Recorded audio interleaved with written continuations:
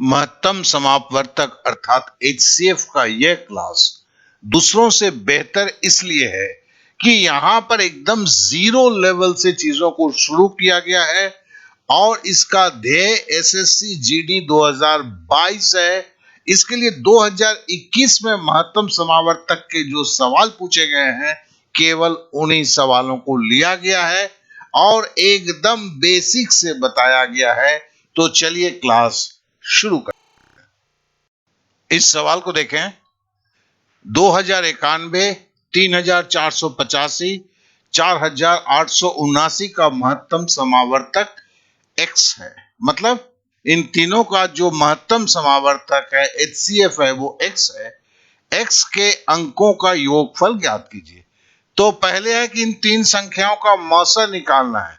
तो देखिए इन तीन संख्याओं में से जो सबसे छोटी संख्या है 2091 उसे पहले लिखते हैं, फिर भागा का चिन्ह देते हैं। दूसरी छोटी संख्या 3485 है उसे लिखा। अब देखो यहां 34 है, यहां 20 है, 20 दूनी 40, यहां 34 है तो मैं एक ही बार जाएगा, ठीक है। और 2091 20,000 करते हैं, 2091 मैंने लिख दिया, ये भाग दे रहा हूं भाई। अब 3485 से 2091 हम लेस करते हैं, घटाते हैं तो 1394 होता है। अब देखो 2091 1394 से बड़ा है तो फिर हम क्या करते हैं, जो अवशेष बचता है, जो अवशेष बचता है उससे 2091 को भाग देते हैं। यही महत्तम समावर्तक निकालने की लॉन्ग डिवीजन मेथड है, लंबी भाग प्रक्रिया है, बहुत ही आसान है। अब देखो 1394 है, 2091 है, फिर देखते हैं 13 दूनी 26, 20 है तो एक ही बार जाएगा। फिर हमने 1394 2091 के नीचे लगाया और घटा दिया, 697 हुआ।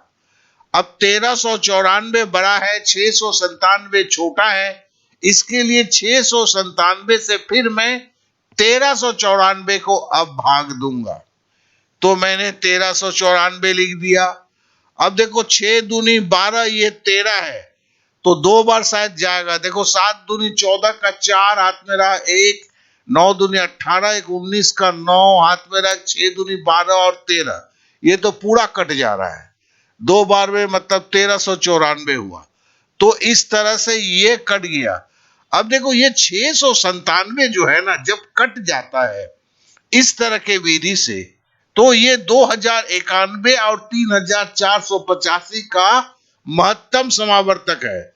मतलब इन संख्याओं का गुणक जो है 2091 में भी है और 3485 में है।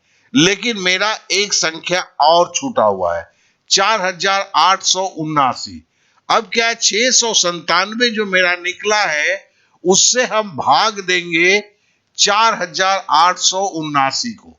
तो हमने लिख दिया, ठीक है।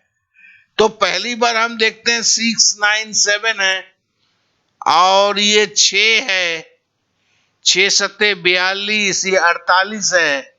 तो शायद देखते हैं 7 सता 49 का 9, 7 से गुणा कर रहे हैं, 7 सता 49 का 9 हाथ में रहा, 4, 7 9 63 और 4 67 का 7। ओ सॉरी, यहां पे गलत हो गया, 4879 होगा, यहां पर गलत हो गया, उसे मैं ठीक कर देता हूं। दैट इज ये 4879 है, ठीक है ना। देखिए यहां पे 48 ये 7 है, जो टाइपिंग मिस्टेक से जो है 4849 हो गया है। तो अगर हम 7 से गुणा करते हैं तो देखते हैं 7 सता 49 का 9 हाथ में रहा, एक मिनट जरा इसको कर दें। हाँ, 7 सता 49 का 9 हाथ में रहा, 4, 7 9 63 और 4 67 का 7 हाथ में रहा, 6, फिर है 6 सत्ते 42 और 6 क्या हुआ, 48 हुआ। इस तरह से जो है 4879 हो गया 7 बार देने से। तो यहां पे देखो ये 7 होगा, आप समझे ना, यहां पे मिस्टेक है, ये टाइपिंग मिस्टेक है, 4879, यहां भी 4879 होगा, तो ये कट गया। इस तरह से 697 जो है ये आपका HCF निकला इन तीनों संख्याओं का। लेकिन बोला है x के अंकों का योगफल, मतलब हम एज पर द क्वेश्चन 6, 9, 7 को जोड़ दिया, जोड़ने से अंकों का योगफल कितना हुआ, 22 हुआ। इस तरह से ये 22 जो है इस सवाल का उत्तर हुआ। आशा करता हूं कि इस सवाल को आप लोगों ने अच्छी तरह समझ लिया होगा, ठीक है ना। इस सवाल में बोला है वह बड़ी सी बड़ी संख्या ज्ञात कीजिए। एक जरा शब्द पे ध्यान दीजिएगा, बड़ी से बड़ी संख्या बराबर है ना HCF की तरफ जो है वो इशारा करता है। तो बोलता है कि वो बड़ी सी बड़ी संख्या ज्ञात कीजिए जिससे 398, 437 और 5425 को विभाजित करने पर क्रमशः 7, 12, 2 शेष बचता है। मतलब वो संख्या निकालिए, ठीक है ना, जिससे इसको अगर भाग देंगे तो 398 को भाग देंगे तो 7 बचेगा, 437 को भाग देंगे तो 12 बचेगा, 5425 को भाग देंगे तो 2 शेष बचेगा। तो हम क्या करते हैं, तो ऐसे सवाल में एक बात को याद रखें, इस प्रकार के प्रश्नों के लिए हम संख्याओं में से शेषफल को घटाते हैं, इन संख्याओं में से इस शेषफल को घटाते हैं और परिणामी संख्याओं का महत्तम समावर्तक को सबसे बड़ी संख्या के रूप में लेते हैं। सबसे बड़ी संख्या क्या होता है, जो घटाने के बाद जो महत्तम समावर्तक निकलता है। मतलब 398 में से 7 मैंने घटा दिया, यही शेष बचेगा बोला था ना, तो 391 हो गया। 437 देखिए इससे बोला था 12 शेष बचेगा, तो 12 घटा दिया, 425 हो गया। 5425 से 2 घटा दिया क्योंकि 2 शेष बचेगा बोला था, 5423। अब 391, 425 और 5423 के बीच में हमें महत्तम समावर्तक निकालना है। हम तो सबसे पहले छोटी संख्या लेते हैं, भाग देना शुरू करते हैं, बीच में 425 रखा, 3 है 4 है तो एक बार जाएगा, 391 किया, 425 से 391 घटाया तो 34 हुआ। अब 34 से 391 को हम भाग देंगे, ठीक है ना, ये 34 है, ये 39 है, तो एक बार पहले गया 34 उतरा, फिर है कि हमने घटाया तो 9 में से 4 गया 5 हुआ, और एक आपका जो है ये उतर गया 51 हुआ। अब 34 से फिर चूंकि 51 बड़ी है तो जाएगा और एक बार जाएगा, तो एक बार गया, फिर हमने 34 लिए, 51 से 34 घटाया तो फिर 17 बचा। अब जो है ये 17 जो है इससे हम 34 को भाग देते हैं, तो फिर हम जानते हैं 17 दूनी 34 होता है, और इस तरह से ये कट जाता है। जब दो संख्याओं को इस तरह से हम अवशेष को लेते भाग देते हैं, जहां पर कट जाता है वो जो है उसका जो भाजक है वही उसका महत्तम समावर्तक होता है। तो इन दोनों संख्याओं का महत्तम समावर्तक 391 और 425 का कितना हुआ, 17 हुआ। अब इस 17 से तीसरे संख्या को भाग देकर देखते हैं क्या होता है। तो 17 को हम 5425 से भागा देते हैं, तो 17 तिया 51 होता है, तो 3 बार गया, 17 तिया 51 हुआ, तो हमने 4 से 1 घटाया 3 और 2 उतर गया, 32 हुआ। 17 एकम 17 हुआ, 32 से 17 जब घटाया तो 15 हुआ, 3 आपका उतरा, ठीक है ना, और आपका 7 नवा 17 नवा 153 होता है, 153 से 153 कट गया। इस तरह से इन तीनों संख्याओं की सबसे बड़ी संख्या जो 17 है वो HCF जो है बड़ी से बड़ी संख्या को दिखाता है, और हमारा क्या है इसमें 17 आया है। इस तरह से ये जो है 17 इसका उत्तर होगा। आशा करता हूं कि सवाल को भी आप अच्छी तरह समझ चुके होंगे। अब इस सवाल को देखें, वो बड़ी सी बड़ी संख्या कौन सी है जिससे 2675 और 2320 को विभाजित करने पर शेषफल क्रमशः 5 और 6 प्राप्त होता है। तो हम मान लेते हैं कि देखिए करना क्या है, इन दोनों संख्याओं में महत्तम समावर्तक निकालना है और महत्तम समावर्तक निकालने के पहले इन संख्याओं को इनमें से घटा लेना है, जैसा कि हमने पिछले सवाल में किया है। तो हम इसे होमवर्क करके पकड़ते हैं और आशा करते हैं कि सवाल को सक्सेसफुल जरूर करेंगे। और इसका उत्तर देखिए 178 है। आपका भी कोशिश का परिणाम जो है वो 178 ही होना चाहिए। इसमें बोला गया है कि दो संख्याओं का योगफल 342 है। मतलब दो संख्या है जिसको जोड़ते हैं तो 342 होता है और उनका महत्तम समावर्तक 19 है। अगर दोनों संख्याओं का महत्तम समावर्तक 19 है, मतलब दोनों संख्या के अंदर 19 जो है गुणक के रूप में विद्यमान है। मतलब दोनों जो संख्या को अलग अलग आप 19 से भाग देंगे तो कट जाएगा। महत्तम समावर्तक का तो मतलब यही होता है। ऐसे संख्याओं के कितने युग्म बनाए जा सकते हैं? तो पूछता है इस तरह के सवाल के आप कितने पेयर्स बना सकते हैं। युग्म मतलब पेयर्स। जिस संख्याओं का योगफल भी 342 हो और जो संख्या आपका महत्तम समावर्तक 19 है, मतलब 19 से कट जाए। तो देखिए इसको कैसे करते हैं। मान लेते हैं कि चूंकि 19 महत्तम समावर्तक है, एक संख्या 19a है, मतलब 19 गुणक है। इससे a कोई संख्या है जिसे गुणा करने से वो संख्या बन जाता है।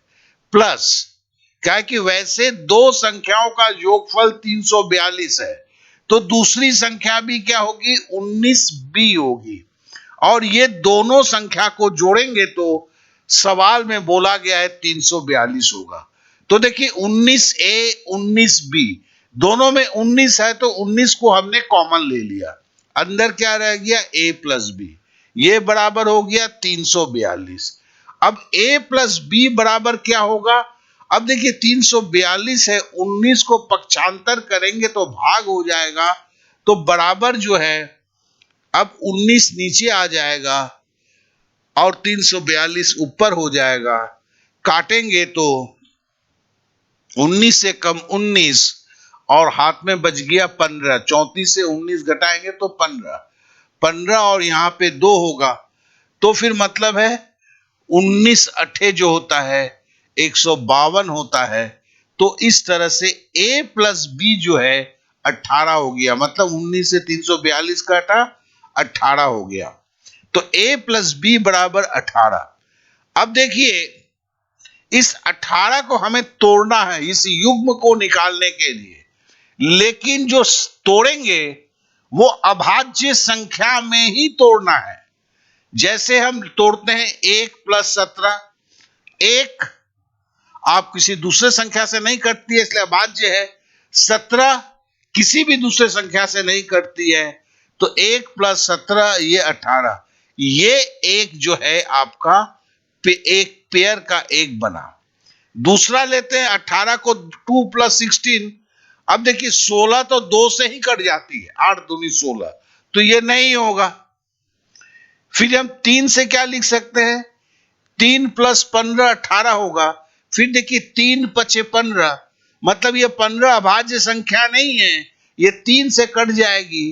तो युग्म में दोनों अभाज्य संख्या होना चाहिए, इसलिए ये भी नहीं होगा। अब 3 तो ले लिया, अब 4 प्लस 13 17 होगा। ये 18 करना है, 4 प्लस 14। अब देखिए 14 तो 2 से कटती है, 4 भी 2 से कटती है, तो दोनों अभाज्य संख्या नहीं है, तो ये भी नहीं होगा। अब देखिए 5 प्लस 13। अब देखिए 5 किसी से नहीं कटेगी, केवल खुद से कटेगी। 13 भी किसी से नहीं कटेगी, तो ये दूसरा अभाज्य संख्या पेयर हुआ। अब तीसरा में आते हैं। 5 के बाद देखो 6 प्लस 12 लेते तो क्या होता, 6 को 6 12 को काटता, तो वो नहीं होता। तो तीसरा है 7 + 11, तो ये तीसरा आपका पेयर हुआ। तो इस तरह से 7 के बाद अगर हम 8 लेते हैं, 8 और 10, 8 और 10 2 से कटता है।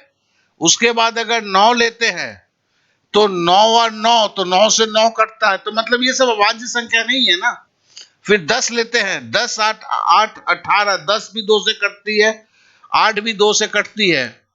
11 लेते हैं तो 11 + 7 या 7 + 11 यही हो गया। तो इस तरह से अगर आप देखेंगे तो ये केवल 3 ही जो है अभाज्य संख्या से 18 बनती है। तो ये 3 जो है युग्म बनेंगे, यही इसका उत्तर हुआ। तो आशा करता हूं कि इस सवाल के उत्तर को आपने सही रूप में समझ चुके होंगे।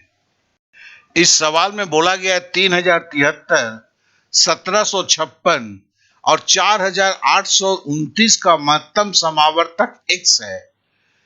तो उस x को ढूंढ के निकालना है और हमने इसे किया है। लेकिन यहां पे जरा सजा लेना है, 1756 को पहले लेना है, उसके बाद 4829 को नहीं, 1756 को पहले, उसके बाद 3073 को, फिर 4829 को, और इनका महत्तम समावर्तक जैसे हमने निकाला है वैसे ही निकालना है। और x के अंकों का गुणनफल, HCF x होगा, समझ लीजिए कुछ भी है, ठीक है, तो उनके संख्याओं का गुणनफल, जैसे 132 है तो 1 को 3 से गुना करेंगे, 3 को 2 से गुना करेंगे, इसी तरह है।